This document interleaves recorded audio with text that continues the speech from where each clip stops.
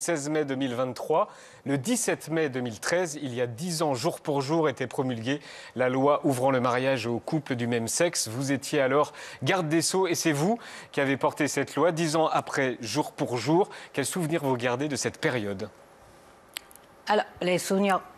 Je suis une optimiste, donc j'ai sélectionné quand même de préférence des souvenirs agréables, mais je ne perds pas de vue ce qui a été d'une extrême violence, et notamment le déferlement de haine homophobe, d'horreur, qui ont été prononcés très largement, facilement dans l'espace public à cette époque.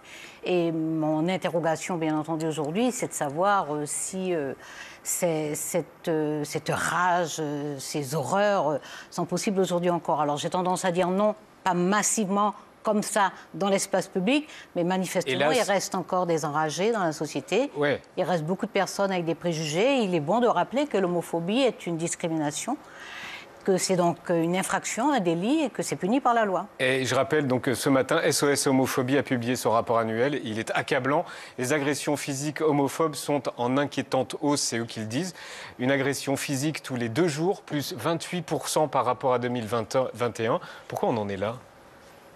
Bon, on en est là parce que je crois que la parole publique n'est pas suffisamment audible et forte, ni régulière, sur la nécessité de faire reculer ces discriminations, ces injures, ces diffamations, ces violences aussi, parce qu'il y a également des violences physiques. Et il y a une dizaine d'années, il y avait des violences physiques. Et c'est pour ça qu'il faut saluer le courage de ces personnes homosexuelles, les enfants, les ados qui ont continué à aller à l'école, au collège, au lycée, qui ont continué à aller, les personnes qui sont allées au boulot, les personnes qui ont continué à avoir le courage d'aller prendre un verre, parce qu'il y avait des agressions dans la société, pas seulement verbales, y compris physiques. Et il est important que régulièrement la parole publique dise que c'est insupportable, que c'est inacceptable et que c'est punissable. Et c'est en augmentation depuis 10 ans. Qu'est-ce qui libère la parole homophobe ces 2 dernières années? Alors déjà, je refuse de dire qu'on libère la parole lorsqu'on dit des insanités, des horreurs. Non, voilà, c'est pas...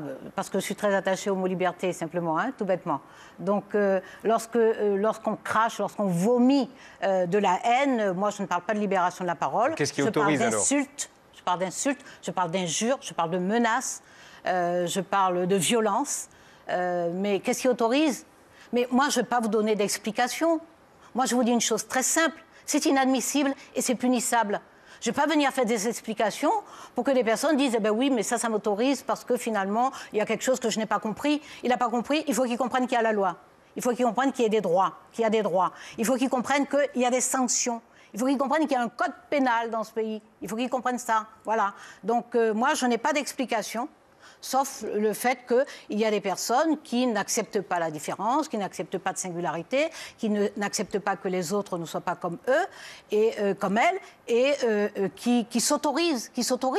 Mais aucune personne ne peut se hisser au-dessus des autres et contester les droits des autres. C'est juste inacceptable, inenvisageable, et je répète, c'est punissable. Alors, évidemment, je sais bien que lorsque les personnes sont agressées, lorsqu'une personne homosexuelle est face à une insulte homophobe ou une menace, elle est souvent en situation de fragilité, y compris psycho-affective, mais aussi physique. Elle est en situation de fragilité. C'est là que justement la loi intervient. C'est là que les institutions, et notamment l'institution judiciaire, intervient. Et je comprends que les personnes qui subissent ça ne fassent pas systématiquement la démarche de porter plainte.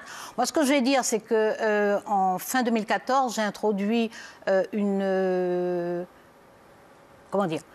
des dispositions supplémentaires à la loi sur l'action de groupe. C'était une loi de la consommation qui était portée par Benoît Hamon. Et j'ai fait une autre loi d'action de groupe qui introduit la lutte contre les discriminations.